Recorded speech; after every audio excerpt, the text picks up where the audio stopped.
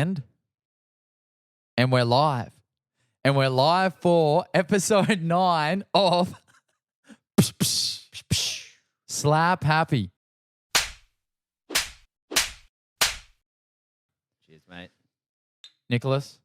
Yeah, we're here. We're doing it. I'm Savilian. I'm the host of Slap Happy podcast. And it's a big occasion here today because this is my first guest. Hello.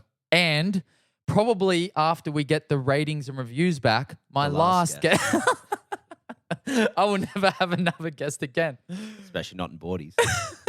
Yeah, so I noticed you got your... Wait a minute, before we get into the boardies... What temperature is it outside? Yeah. It's -7, but perfect boardie weather from what I've gathered. So we could go for a swim later. We never know. Who knows where this day will end up. So, yeah, I'm Savilian. I'm the host, and this is my friend Nicholas. Nicholas, introduce yourself. Yeah, Nick Fabrio, day trader. Extraordinaire. I actually, when I was on the way over here, I was riffing all these ideas like bid hitter, wig splitter, the wolf of ASX. Oh, there's already a wolf. Oh, is there? Yeah. Oh. Well, I still, I was the scalper of Sydney. Yeah, I don't know. The schooner. The schooner scalper of Sydney. What do you think you're better at scalping, schooners or ASX? Oh, probably equal at both. putting away pints like they're going out of fashion. Yeah. Okay, so we're here and we're doing a podcast, and this is episode 9. And obviously, we've had a little bit of love off of the last 2 podcasts talking about trading related things. And I said to Nick, "Hey, how about we get you and your favorite boardies to sit down on this casting couch and do what we always do, talk some shit, have a beer, and see if we can't unravel some interesting things. I don't know what they are, but like we'll get there." And he said yes. I did say yes. Yeah. And so we're here. Anyway, cheers again. We'll do another cheers. Yeah. So yeah, this is my first time interviewing someone, and I was a bit nervous, but I'm like half pissed now, so we're good. It's about to get worse. Yeah, it's about to get worse, but that's okay. So I wanted to at least cover kind of 2 things, not in heaps of detail, but we can cover them in as much detail as you want. But I just thought we'd talk some shit, do a little bit of riffing. If anyone's noticed at home, Nick's got the big mic, the big dog, and I've got the little baby mic, little chode. Yeah, but big mic, little voice. Yeah, big mic, little voice, but big mic, big. You know what they say? Yeah. Big shoes, big. You're the host. I'm not trying to. Yeah, you're not trying to. Yeah, not trying to slang your thing. But that's okay if you are, because I'm very respectful of my guests. So the politest of all time. Yeah. Yeah, you heard that. He said it. All right. Well, we were gonna shoot this. We were gonna have this conversation 2 weeks ago when you're in Melbourne, and and partly because of my poor time management, and partly because you were too shit-faced, we sat down on the Sunday and we were meant to film it, and we kind of both looked at each other and we just went. It was that look in the casino. We were both zombies again. Yeah, we're both zombies. We're just like Sydney. We knew we were past the point of coherency. It was just like not worth it. So yeah, we decided to not do it 2 weeks ago when you were down there. But I'm kind of glad that happened, because I think it's given, like, the last week and a half, a couple of interesting things have happened on both of our respective paths. Yeah. And I think it would create a little bit of an interesting conversational topic. So do we want to dig into that now, or do we want to do that later? Mate, it's up to you. We can go. You want to do it? Yeah. All right, let's do it. So on I believe it was Tuesday. So you were kind of planning to not trade throughout December, right? Yeah, more or less. And I've sort of not traded, but Yeah. I've always I've come to the screen more or less every morning and looked. Yeah. Partly to manage some longer term stuff, but also if there's something popping off, I'm not going to be able to help myself. Yeah. You kind of want to get involved. Yeah. I guess that's the dangerous part about it, right? Is that where It's hard to be. You either have to be all in or all out. I feel sometimes if you kind of if you're passing it, you'll get sucked in. Yeah. Yeah, I mean those not even that. You just get sucked in and then spat out, which is pretty much what happened to me. Well, it didn't happen before something else happened. What 27 beers? Which one came first, the chicken or the fucking 27 beers? Yeah. Well, the Friday debacle, that was Sans beers, post beers. Sorry. Yeah, but I think that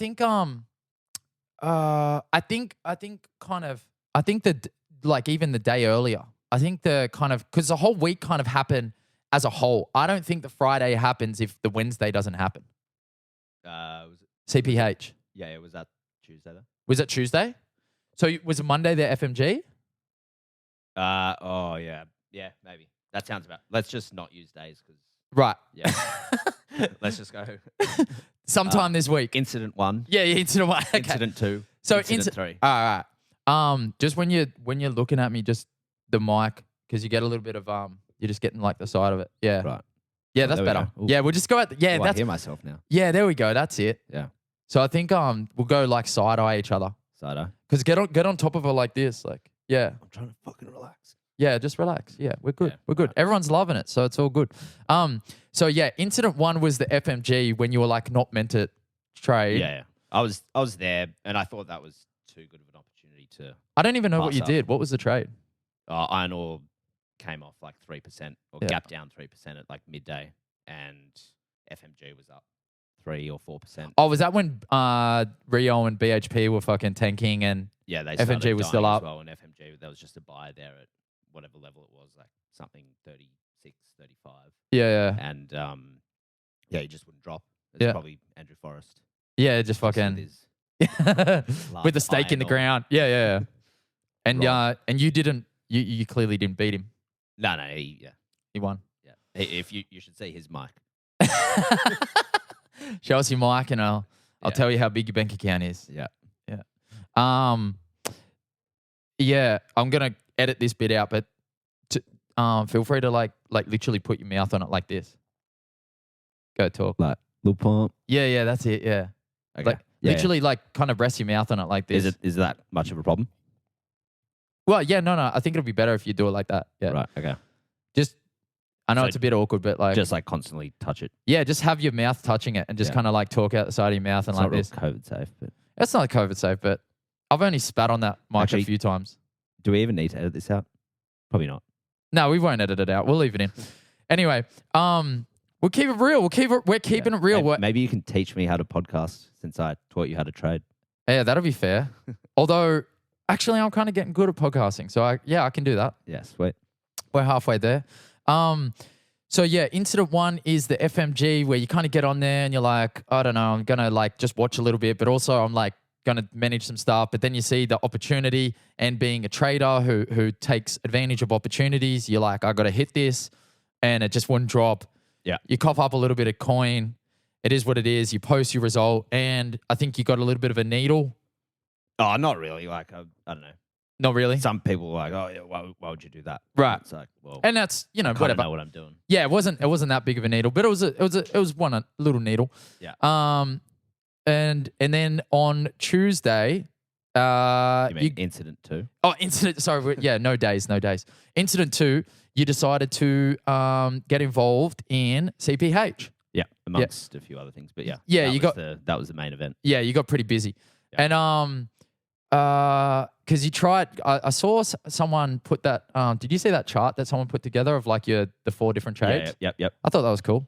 Because I think you did a similar thing to me. You had a bite at it early and then scratched it. Yeah, I think I bought the match. Did you buy the match?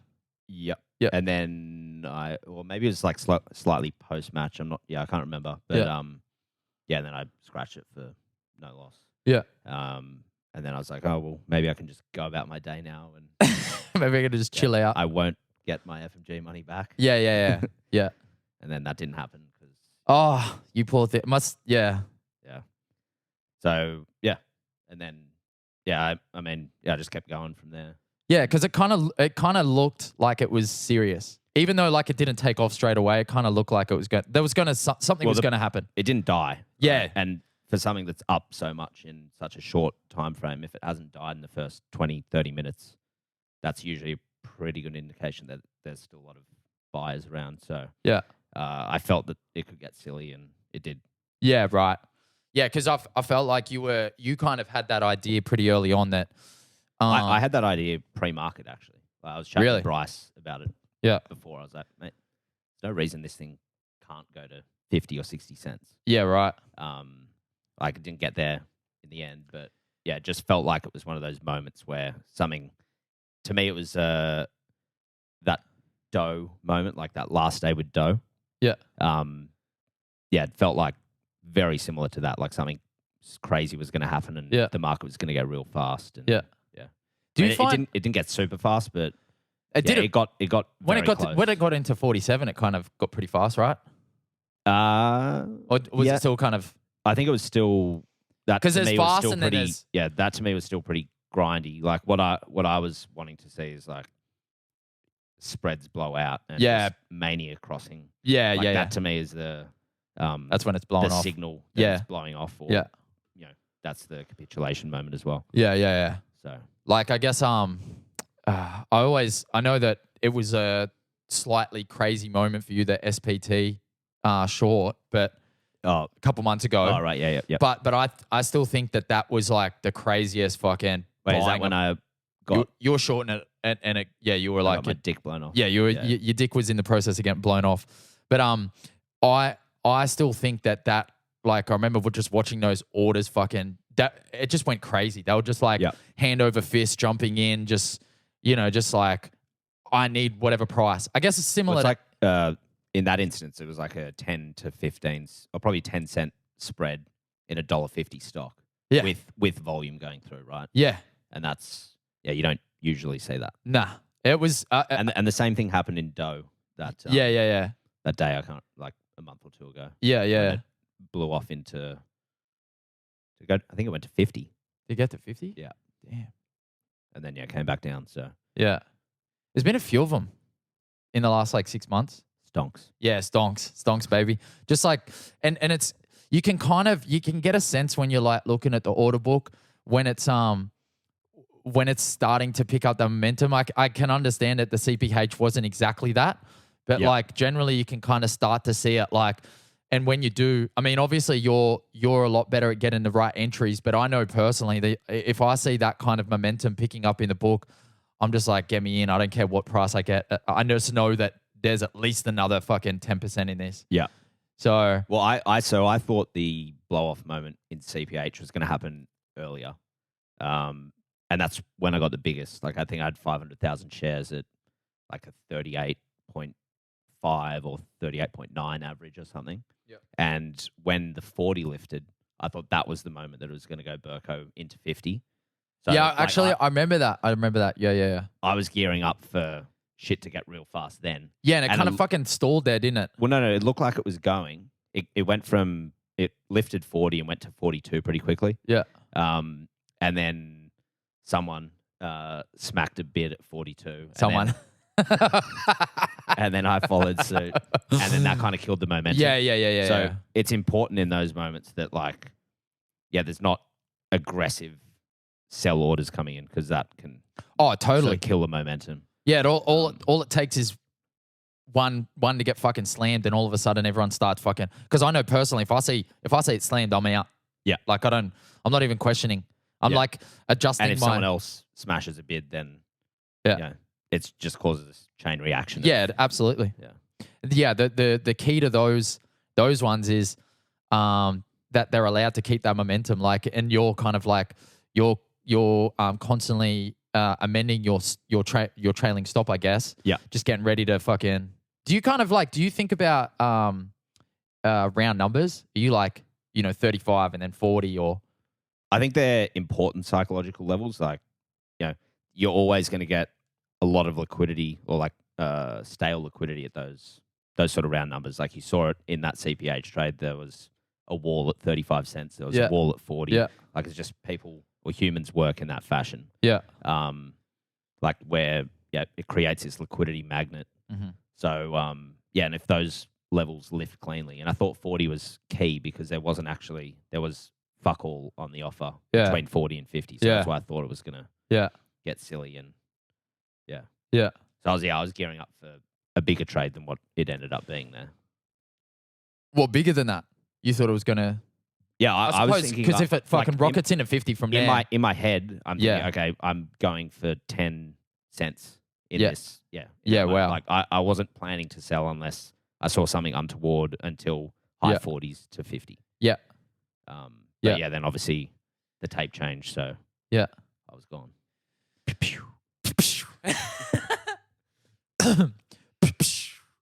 It's actually people have been doing the they've been hitting me with the and it's good. I feel like I should, when I get guests on, I should initiate them with a bit of a slap, as in like like a physical slap to the face. Right. What do you reckon? I mean, maybe your next guest. Next guest? Okay, cool. I'll start. Who wants to be the next guest? Ain't touching this baby face. Yeah, sorry. Yeah, it's too pretty. That's the money maker right there. So I thought, okay, so that was incident 2. You had the CPH. You got real busy, and you obviously had a really solid day. Was that a record day? It would be in the vicinity of plus or minus a few. Yeah. Okay. So you had a really good day on incident 2. Yeah. Incident 2. And then did you take a couple of days off? I don't know if you did it. Oh, you kind of did. You had parties and shit, and you had stuff on Wednesday, Thursday, right? Yes. Yeah. Yeah. Definitely Thursday. I don't know what I did on Wednesday. Yeah, who knows? Whatever day that is. And so you're kind of busy. You had some stuff on, and then we get to Friday. Yeah. And clearly you're a bit dusty. But I got to the screen at 9:59. Yeah. And I was like, don't get up. Just lay the fucking bed and remember. Yeah, stay in bed. Like, why is it that hard to lay in bed and just fucking accept that you don't have to go to work today? Well, I mean, I guess I'm just fucking addicted to the stock market. Yeah. Right? And it's your work is 10 meters away. Yeah. Yeah, it's funny that like I literally, so I didn't even get fucking changed. I got out of bed.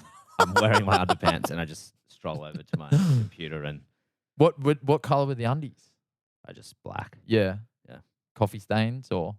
No, I don't drink coffee. So okay, beer stains. Yeah, other stains. A lighter variety. And it's actually funny. So on the, how we went out for the beers on the Thursday when you were down here a couple of weeks ago, and then in Melbourne. Yeah. And then on the Friday, because I was talking to Sindhu. No names. I was talking to someone, and he was like, some do. Yeah, some dude. And he was saying, oh, Fabio must not have that good of an idea of what you're doing because he thought you were going to blow up on the Friday because I had like no sleep and. Oh, right. Was that when you traded TWE? No, it was web. I was like short a bunch of web, remember? And like you and. Oh, yeah. Yeah. And you got pretty close. I was close, yeah. And I was like, no, dude, he was right. I almost did. Yeah. I just got lucky. Because, he was like, oh, Fabio, maybe he doesn't have that good of a read because he thought you were going to blow up. And I was like, no, I fucking almost did. Yeah. So it's like every time you go to the market or any job and you are not in you're not in an optimal place to perform, you always run a risk. I mean, you run a risk anytime when you're doing what we do and with most jobs, but like I think especially with what we do, you definitely come with a built-in risk if you're not in an optimal state of mind. Yeah. Yeah. And I think like on that particular Friday, I almost cooked myself in the market. I got lucky. The web ended up fucking tanking and I got out of it unscathed. But it doesn't take away the fact that I put myself in that position. Yeah. And it's not a good position to put yourself in because you take away control. You lose control. Yeah. If you put yourself in a position where, because the thing is, once this trade starts going against you, you're then starting to think, fuck, why did I do this? Why am I even here? You stop thinking about the trade. You start like beating yourself up about other things that you should have done that you didn't do. Do or didn't do. Like you start thinking about everything but the trade. And it's not the most optimal place to be operating from in a skill set or a task that requires such high level thinking. Yeah. And so all right, so are you cool if we talk about the Friday? Yeah, we can talk about the Friday. Incident 3. Incident 3. No, it was definitely Friday. I know that much. Yeah. So I think it was important to talk about the other 2 incidents because it kind of sets a scene for, what you've been doing this month and kind of what you were thinking and how they might have, because I think it's important that we're always cognizant of what has happened because I think they can, it's like, the past can always, you can look to the past to predict the future kind of thing. And I think sometimes our past might give us clues about what's going to happen in the future. And I think that what happened on the Friday doesn't happen if, Tuesday, for example, doesn't happen. Incident 2. Yes. Fuck. I got to get better at this. No, yeah. Right. Incident 2. What do you think? Do you? No, I 100% agree there. Like, I think, the key differences were like, I was actually locked into the market for incident 2. But on Friday, I definitely wasn't in the zone, I was barely on planet Earth. And but in my mind, you're still 90% schooner. But in my mind, I still had that like arrogance of incident 2. Yeah, right. I'm like, oh, I can just bully this thing around. Well, yeah, the thing is that arrogance allows you to get 500,000 shares on and just go, no, this is going to 50 cents. Yeah. That allows you to fucking crush that trade. That same arrogance. But if you're this was completely misguided arrogance and lack of preparedness. Like there was a 2A there, so there were shares out. Yeah. And I didn't see any of that because So talk us through the trade. Because I don't know if everyone knows exactly what it is. You got to the market at 9:59. You got fuck all sleep. You're in your undies. Yeah. And what happens? I log on and I was like, oh, is there any layups here? And there weren't. And I was like watching this pot stock, which was Rue. Yeah. Rooted. Yeah. No, that was me. Yeah. Yeah. And, obviously pots have been in play. So I thought, fuck, maybe this thing could moon. Yeah. I had a thought process behind it. Yeah. Because you got a bit of it on the same deal maker that did CPH did this one. Right. So I thought, okay, maybe there's going to be some natural, neurology, if you like. Yeah. Into that. Yeah. But I didn't notice that the 2A was out, right, which was my fatal flaw. Yeah. One of my fatal flaws. Yeah. And yeah, so I, it was holding the bid at 3.5, and then the 3.5 bid stacked. Give us some mic, more mic. More mic. Yeah.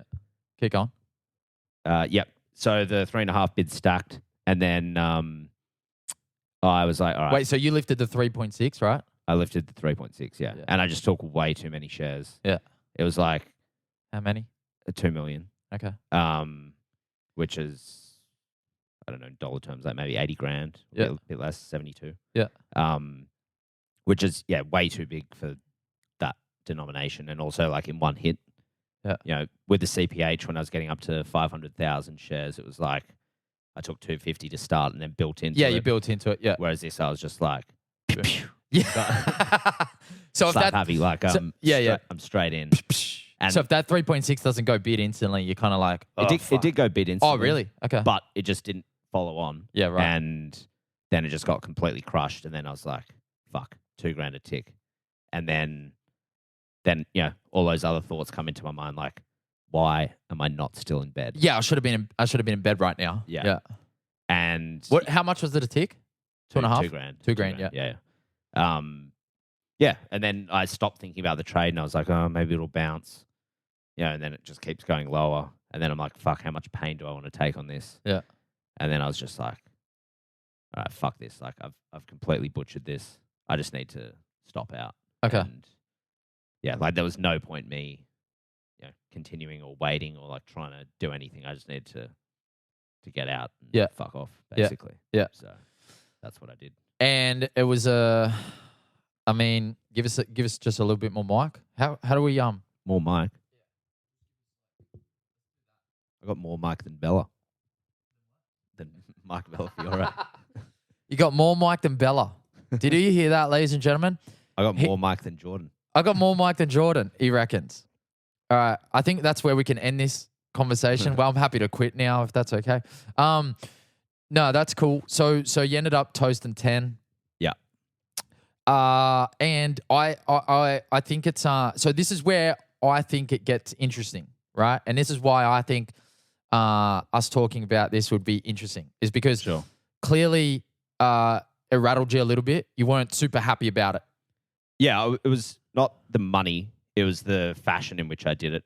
And the reason for that is pretty much, so since that Tesla trade back in Feb or whatever, when I just shorted it, and, there no edge. Yeah, no edge. Yeah. Like obviously I had more edge in this trade, but like it was just a dumb brain explosion. Mm-hmm. And I feel like my year has been so good because I've limited those dumb brain explosions. Yeah. So I was more frustrated that I let myself get into a position where I had a brain explosion. Yeah. And that's the thing that like pissed me off the most. Yeah. It wasn't, the loss of the money because, like I will make that back. Yeah. It was the manner in which I did it. Yeah. And also like, I guess after the initial thing, I think I called you and like we were chatting about it, and then I had some more time to think, and then I called you again. And it was just like that second thing. I was like, fuck, have I just like spent all my mental capital in this moment? Have I taken a back foot step? So then like worry starts to build in. Yeah. Yeah. Am I now going to go back to being Am I going to go backwards? Was like 12 months ago. Yeah. So yeah, then those sort of thoughts creep in. You start freaking out like, have I just undone all this good work? And yeah. Like, and like you said to me, it's a small pullback in a nice curve. Yeah. But I'm thinking, fuck, is this the blow off top? Capitulation. Yeah. Yeah. So that's sort of where my head was at on Friday, and then yeah. And I think it's, I think So what we were talking about, and I think this is a really important part, is that I think if you kind of if you go through a long enough period where you're doing the right things and life isn't punching you in the head, you forget what it feels like to be punched in the head. Yeah. And if you don't remember what it's like to get punched in the head, when you do get punched in the head, it's going to be so much worse. Yeah. Than if you were kind of used to it. And especially if you're not expecting it. And also I felt like, I got punched in the head and I didn't have my boxing gloves on either, right? Because I was completely barbecued. Well, you weren't even in the ring. You were like, what the fuck am I doing in the ring? Yeah. And I'm getting punched in the head. Jesus Christ. Like you weren't even, it's like if you get punched in the head, but you're in an actual fight, you're meant to get punched in the head. And so you kind of, you're like, at least that was meant to happen. Yeah. Yeah. And also like, to be fair, it'd be up there with my biggest single loss in one stock ever. Yeah, right. And that's the other thing. I was just like, how the fuck do I let this happen on a Friday halfway through silly season when I'm like hungover like that? Yeah. It's like, fuck, I've just completely like butchered this. Yeah. So I was pretty dirty on myself about the whole thing, but I've got over it now. Yeah. I mean, that is clearly one of your strengths, I think, is like that bounce back factor. I think it's a really important one that we need to have as traders or as human beings. Like you need to have that bounce back factor. And it's a certain like nonchalantness about the whole thing, but without being arrogant. Yeah. You can't be arrogant, pretend it didn't exist. You kind of need to respect it and like validate it. Yeah. Like, no, I did that, and own it. And then just like, okay, well, I can't change it. Yeah, next. Yeah, next. Yeah.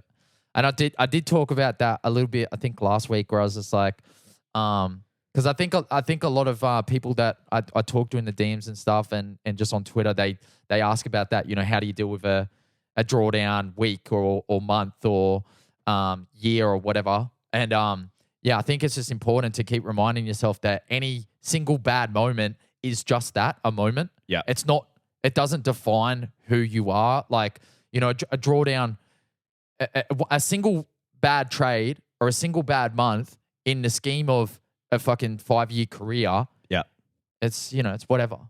It's just in the moment because we're so. It applies in life and not just trading, right? Like, no, exactly you have right. fucking shit times, and then Yeah. you just need to understand that there's a bigger continuum of time. Yeah, there's way. Yeah, and it's only when you can zoom out and you get that perspective. Yeah. I think when you're zoomed in to the particulars and the specifics, you're like, but then if you zoom out, you go, oh well, I guess you know that and that and that. I think the reason it's so difficult with trading is because you're constantly getting this feedback loop, right? It's just instant gratification. Like you're getting constant updates as to your performance on a second by second basis. Yep. So yeah, it's really difficult to zoom out. Yep. Because you're so often just zoomed in. Yep. And I think, it takes time and experience to then zoom out and I guess not sweat the small stuff, so to speak. With that said, what do you think the value of what do you think the value is of, and this is not just in a trading sense, but just in a life sense. What do you think the value is of having people that you can turn to, or having people that can objectively kind of pull you out of that moment, guide you to not sweating the small stuff? I mean, it's obviously huge, but like, do you have those people? Yeah. I mean, I'd consider you one of those people, but I also think like it's something that you also need to, like, you need to figure it out. Yeah. You know, like I can fucking talk to you all I want about something, but at the end of the day, like it's the old saying, you can't lead a horse to water. Oh, sorry, you can. No, I've seen horses be led to water before. Have you? I actually haven't. I haven't, but yeah. You've seen heaps of horses drink though. Have I? Yeah, heaps of horses drink water. I mean, yeah, not or heaps, piss. Yeah. So yeah, you can lead a horse to water, but you can't make it drink. Yeah. Yeah. So I think you just have to figure it out yourself, and you have to want to strive for that. And I mean, I don't have. You have to want to get it. Yeah. Yeah. I don't have the answer to how it happens, but no, it sort of just does with time, I guess. Yeah. I mean, I just think like if you want it to, it will. If you give it enough time. Right. Yeah. I don't think. Yeah, it's not just a time thing. It's a discipline thing, and it's a want thing. Yeah, you need to have them all kind of working coherently. Yeah. Yeah. So you've taken this trade, it's kind of whacked you around a bit, and I think the big lesson from what I've gathered after our conversations and what I think is worth conveying is respect, right? And I think we talked about this, like respecting the market, respecting your processes. And an analogy that I like is, and I can't think of any specific examples right now. It'd be cool if I could bust out some specific examples, but you know when you see like a fighter and he comes up against some guy who's like a 9-1 underdog, and he kind of like dances around, he gets real showy, and then the dude fucking like pops him and knocks him out, and gets that underdog win. And it's a bit like Manly Seagulls and Parramatta Eels. Like the last decade. Yeah, so it's Manly's sort of always a bit of a bogey team for us because we're usually on top and you guys are just cellar dwellers. Cellar dwellers. We like the spoon. It's nice down the bottom. Yeah, it's nice, and it's cold, and kind of we get to huddle together and shit. Yeah, so might give you a free W every now and then. Yeah, I appreciate that. Very, very, very kind. But I think like New South Wales this year against Queensland in the Origin. Yeah, I think there was a bit of a lack of respect, maybe. Yeah. But yeah, you see that a lot in footy teams and just like, sport in general. Sport in general, like whenever you don't respect you've seen like Bangladesh knock off New Zealand in the World Cup, I think, and I think or maybe Bangladesh knocked off Australia 8 years ago in the World Cup in one of the group matches. And not a huge fan of cricket, to be honest. I don't know if you're taking the piss. Yeah. Yeah. Okay. Yeah. So it's like basically the idea of respect. Yeah. If you respect your craft and your processes, okay, you may not see the kickbacks in the immediate future, but in the long run, you're going to get rewarded for it. Yeah. I think. And I think the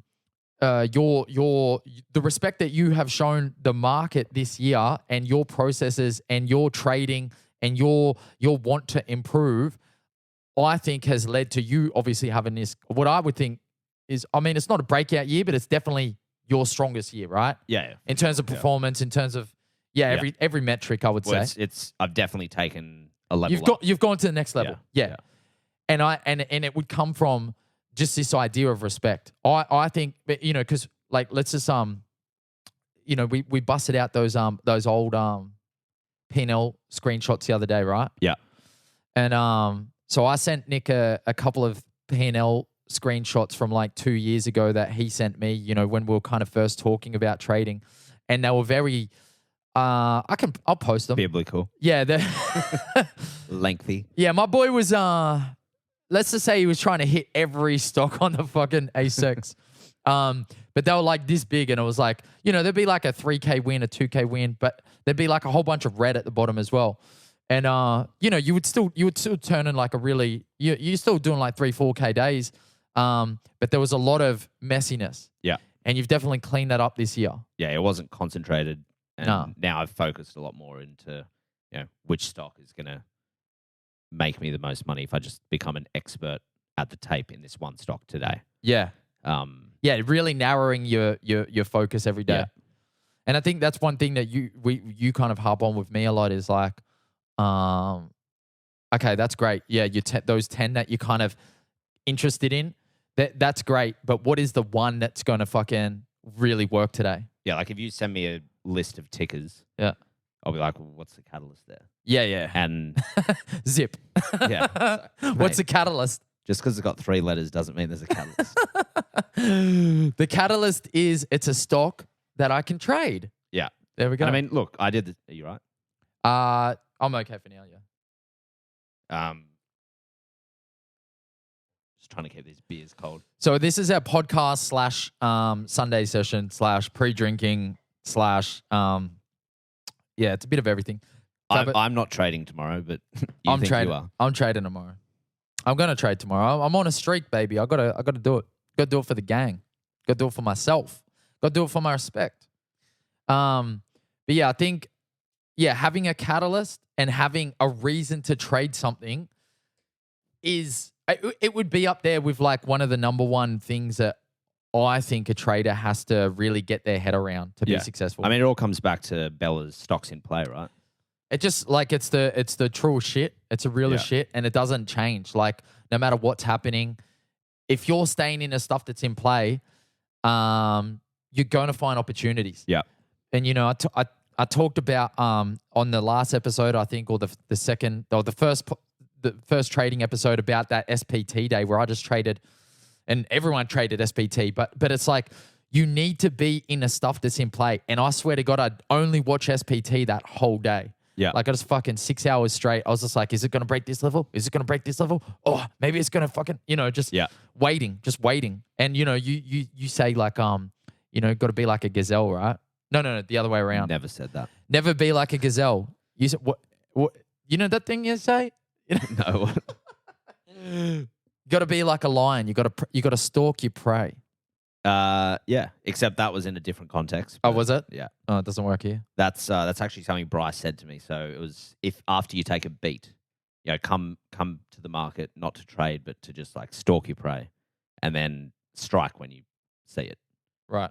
That it's the whole idea is just get back to basics. Right. Don't come with expectations. Yep. And then, but if you see something, be ready. Go for it. Yeah. And like to a certain degree, that was FMG for me on situation 1 or.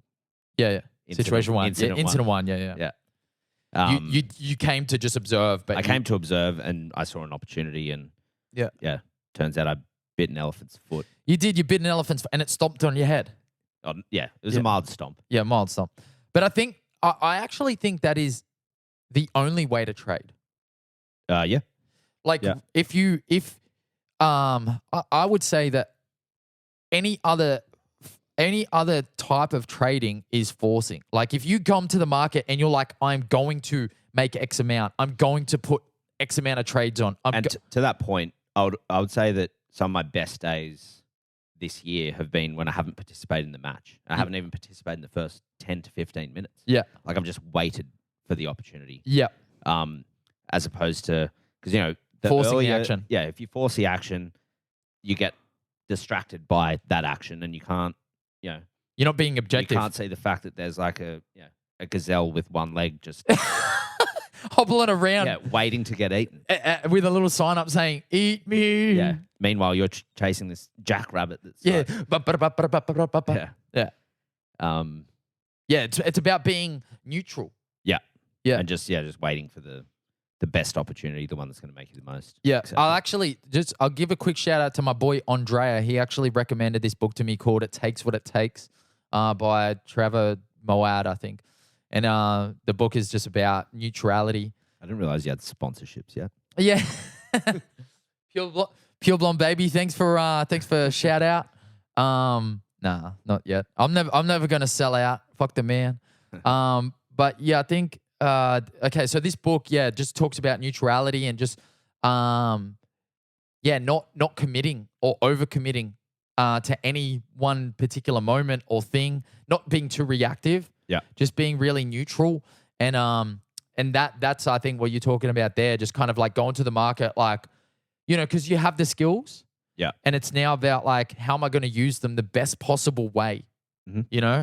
And I think we can definitely, because you fucking got, how many stocks are on the ASX, 2,200, 2,300. And probably more now that everyone's just listing garbage. Yeah, all the garbage is getting in there. So there's all these ox days, all these onks days, and there's infinite amount of opportunities every single day. But I think that's the whole trap of trading, right? That's why so many dudes don't make it, similar to poker, right? Like you can play every hand if you want to. Yeah. And a lot of people do. But those people don't succeed because you got to factor in rake. You got to factor in, your edge and other people's edges and the different components of what makes the market and what makes a poker game, right? At the end of the day, I think the rake / brokerage is the one thing that it's a one thing that I'm constantly like thinking about, like beating it. I just need to beat like the brokerage in a meaningful way. I don't know. It's just something I think about a lot. So, and the way that you avoid making it that big of a deal is if you play less hands, but play the hands that you do play as efficiently and as neutrally as you can. Yeah. Yeah. And the way that you do that, taking that next step back is that neutrality, just like kind of going to the market and just being like, all right, I'm going to let what happens happen and I'm going to approach it with 100% on my skill. Yeah. And just take advantage as best I can. I think the CPH was a little bit of that. Yeah. No, I agree. Yeah. I don't even know what were we just talking about? Neutrality and I think coming to the market with an open mind and not like... Oh, yeah. I guess not using all your mental capital at 10:02. Yes. Is probably the... Yes. Yeah. Which I think people might find a little bit of a juxtaposition to what I've said recently because I talk about match trading all the time. Okay, so there's different edges, right? Yeah.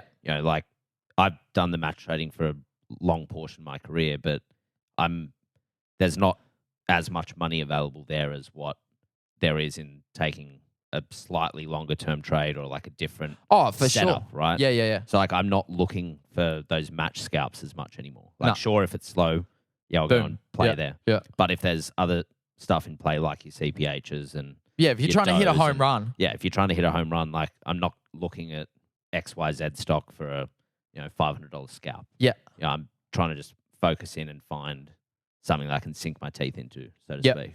Okay. Yeah, the gazelle with one leg. With the sign up. Yeah. Saying eat me. Eat me. And when do you think that that kind of approach started changing from Has it been long? Has it been this year? Has it been? It's definitely been this year. Yeah, And yeah. The So biggest up until thing was this year, COVID, honestly. right? So up until this year, but you primarily scalping. There's a lot of match stuff. Scalping, a lot of fading short. Yeah. And just I was wasting so much mental capital on just being short because I was like angry at the market. Yeah, it was yeah. stonking and rah rah rah. Yeah, yeah. But then like the COVID thing happened, and I was like, I just had this moment of realization and epiphany, if you will. Yeah. And I was just like, did the ASX God bag dip come down to you in all of his glory? he And did. He slid into my DMs and he said, Yeah, "Sir, so much. sir, why are you short stocks?" Come sauna. Yeah, just stonk on. And he gave me hot tip, and then So from that point on, I was like, okay, stocks are never going down again.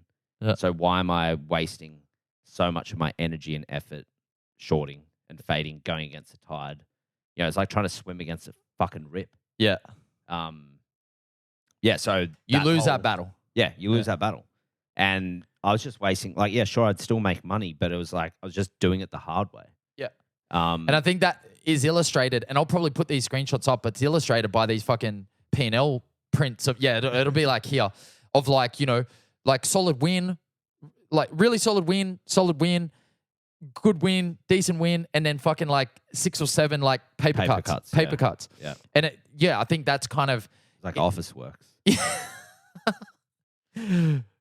Yeah.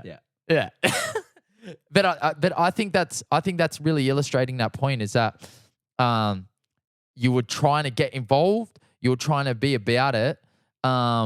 You weren't really kind of like objectively looking at what was happening and going, okay, how can I best take advantage of this? I was also taking too much of an opinion.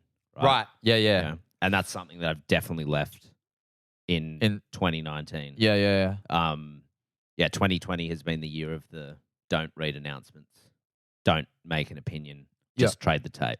Don't try to be smarter than the market. Yeah, exactly. Yeah. So that was the moment for me, and it's actually been better because it means I have to do less work. Yeah. You know, like I can come to the screen a little bit later. Yeah. And as long as I know what's in play, which is illustrated by, usually announcements, I don't read them. Yeah. But I'll watch them. Yeah. And then just trade the tape off that. Yeah.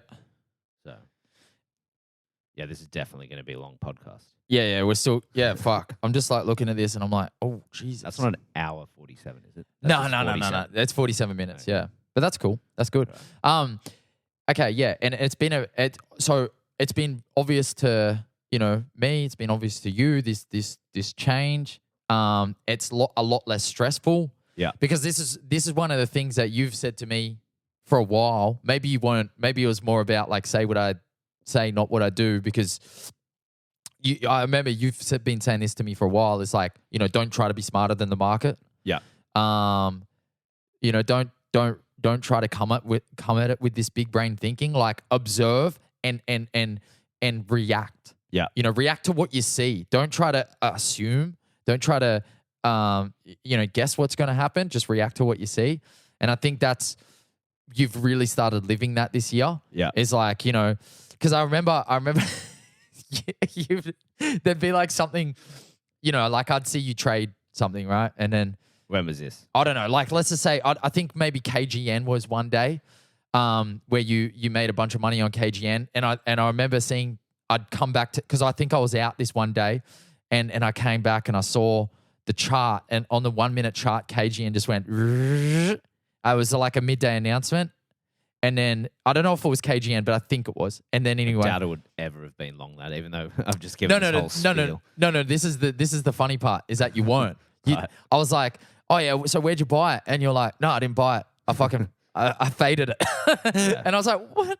Why didn't you just make this easy money from here to here? To be fair, that was probably in 2019 or it would have been last year, 2020. Yeah, it would have been. I think it was like mid last year. Yeah, but it was just funny. Like your mentality was just like, no, I'm not going to fucking. Rather than taking the easy trade and what would have been obvious to me, I'm like, oh, just don't do anything until I see the short. Yeah. You had a real. Whereas now I'm like, well, there's a fucking easy long here, so yeah, let's just do that. Is that because you you know, you had a fair bit of cynicism. I still do, but I just don't bring it. You don't attach to it. Yeah, I don't attach to it anymore. I don't bring it with me to the desk. Yeah. Unless like I'm shitbagging on Twitter and memeing, then I let it out the box. But like I don't let it, affect my trading as much. Yeah, you try to detach from it. It's like purely about the tape reading when you're there. When you're there. Yeah, for sure. And I think. And that's a tough thing to do. Like I've talked to a lot of guys that, you know, they have a background or they have a bias or they have like a, you know, they used to trade this or they used to do that. And then they come to trading and they have all these other ideas about like what it could and should and da-da-da. And they let those cloud their judgment in the moment. And I think it really inhibits progress. Yeah. It inhibits, you know, excelling. It inhibits. See, and the thing is, like, so when I first started, right, like I had a pretty rapid growth rate, and that was because I was not taking a view on anything. I was going long, short. I was just a complete tape junkie. Yeah. And then, you know, as I started to, you know, you learned some stuff. Decent months. I'm like, oh, you know, like I'm feeling myself. I'm pretty smart. Yeah. Let me see if I can, you know, flex my brain on the market. Yeah. And, you know, and that pretty much led me to a good 2 to 3 years of underperformance, just like, you know, trying to do FA stuff and, trying to think too much and trying to read too many announcements and rather than just like cut loose and trade the tape. Why? But also, it has been a great tape reading market the last, post-COVID. Yeah. There's definitely that. Yeah. It's not all. So it's kind of like kicked you, like forced you to fucking pay attention to where you're going wrong.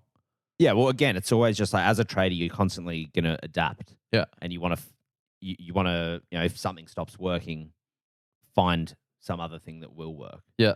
And I guess that just happened to be just go back to tape reading now. Yeah. And I think, you know, moving forward, that's just where I'm going to be focused, especially for the interest stuff. Yeah. Okay. So I think we've covered. Do you know what's funny? We didn't even fucking. we were meant to do like a full intro. Yeah. We didn't. We just straight into it. Straight in. Like no lube, no nothing. Just the casting couch. Yeah. Yeah. Because I wanted to do like a whole like chat about our fucking, you know, the casino and. I mean, we can still do that if you want, but I don't know that people care that much. Nah. But it's not about the people. Do you? Nah. Nah. But it's not about the people. It's about us, Nick. And it's about us reminiscing about our degeneracy and how far or not far we've come. Yeah. Nah, we've come heaps far. Yeah, I don't know. I kind of I think that I think we could keep talking for like a really long time. Yeah. But I don't know. I'm kind of leaning towards not talking that much longer, only because I just kind of wanted to test the waters a little bit, and then when we get the questions for the next one, we can go a little bit more into detail and just really like nut it out. Yeah. Okay. Yeah. We can make that more a freestyle, just Q&A type. Yeah. Thing. Because I feel like a lot of this, like, you know, for us was kind of like feeling it out and like how comfortable we felt and like how much we'd actually enjoy it. And I think it's been a horrible experience. Yeah. No, it's fine. I just need to learn how to talk into this thing. No, but it's good. It's like practice for both of us, I guess. Yeah. You know, like you're practicing that. This is the demo trading. Yeah. We're paper podcasting at the moment. We're soon to go live though. We'll go live soon. I think I wanted to. I mean, we haven't really I haven't interviewed you at all. We've just fucking talked. Yeah. But yeah, I just wanted to get a little bit of this out of the way, and I think it's been good. Yeah. What do you reckon? Yeah, it's been fine. Yeah, it's if been it's good shit, enough. We can just fucking bin it. Yeah, if we rewatch this and it's horrible, it's like it never happened, right? Yeah. Yeah, that's cool. Only post your winners. I will say, like, yeah, on Friday, how did you feel after posting that? No, I was fine. Yeah. I was just pissed with myself. Like, Yeah. I don't give a shit what anyone thinks, like, in that regard. But I kind of, and I think you'll attest to this as well. Like, I think posting the losers is what kind of Keeps you accountable, right? yeah, and validates us as as real. Like we're not here to fucking promote anything. We're not here to like bullshit people. Like, there's enough of that. I mean, we're not here to promote anything, but Yeah, pure but- blonde. It's an exceptional beer, and it's 80% lower than normal beers in terms of colors. And boardies, you should wear them. They make your trade good. Yeah. Make you swim good too. But yeah, I feel like there's enough bullshit out there. So yeah, I actually find that like, posting the losers really, and like it makes me relatable. Yeah. A lot more relatable. Like if I fucking post, if I'm posting like 100K winners every day, after a while the average dude's just gonna be like, fuck off, idiot. Yeah. Like, no one cares about that. Like, but if I'm like, nah, today was shit and I sucked a little bit, then the person at home. Well, it's a complete polar opposite of what social media is usually about. Yeah, 100%. Well, yeah, you Like, look at Instagram. Yeah, everyone's living my best life. Perfect. Yeah, that's But only the highlights. You're not getting photos of when they're like kneeled over the toilet, booting, or fucking they've got projectile diarrhea. Yeah, 27 pints deep with a bit of piss on themselves. And Yeah, you don't see that. Nah. But yeah, I mean that's a good thing about posting your losers. It Yeah. keeps it balanced. Yeah, I actually, I don't love posting my losers, but I enjoy it from the point of view of, one, like the Twitter community that we've kind of built for the most part is pretty positive. There's a lot of positive people that kind of like big us up and back us up, which I fucking love. And then sometimes you got to get a little slap happy. Yeah, you get a little needle here and there, but I mean, it's all good. It's all part of the game. Yeah. I actually, me and Curtis and Ruku, we talk about this sometimes, but it's like if you don't have like haters is like an actual metric, like a what do they call it? Like a KPI. Yeah, like haters is a KPI in 2020, and you can measure your success on how many haters you got. Right. So yeah, if you don't have enough haters, you are not doing it wrong. Yeah, you're doing it wrong. Because I think if you're not polarizing, you're not interesting enough. I think if you're someone who kind of like, you appease everyone. Yeah. And you don't really like, you don't have you're not opinionated, or like, you don't stand your ground on shit. Yeah. It's like you're pretty fucking snooze fest. Yeah, snooze fest. I'd much rather be hated by 10 dudes and loved by 10 dudes, because that way you can actually be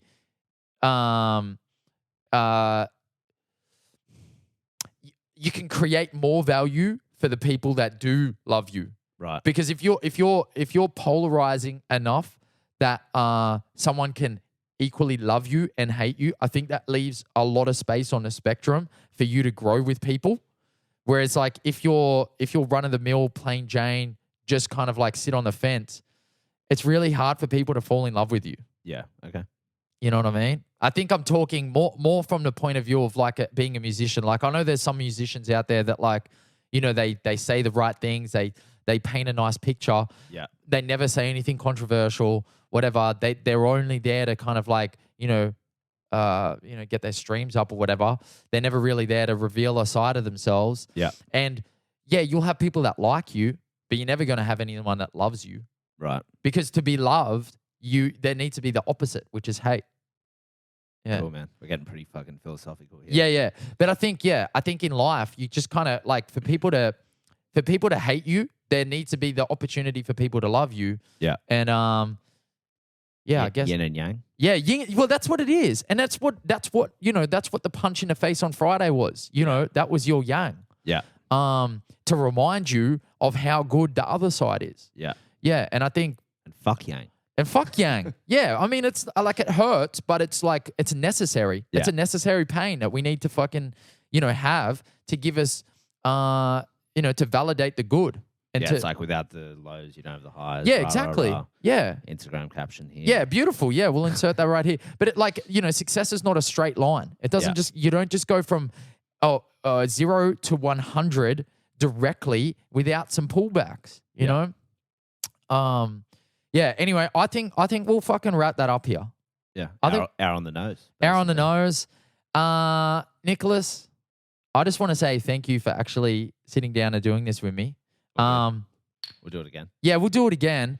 Because, obviously we're friends and it helps, but there is nothing at all. I've been lying to everybody this whole time. It helps, but you absolutely do not have to do this. So I am grateful. Yeah. Taking this time out, allowing me to take over your lounge room like this. I've had fun and I would like to do it again. So cool. Yeah. Anyway, Longhorn Capital, Nick Fabrio, the bit hitter, the wig splitter, the scalper from Sydney, the big dog, the Rupoo, Mr.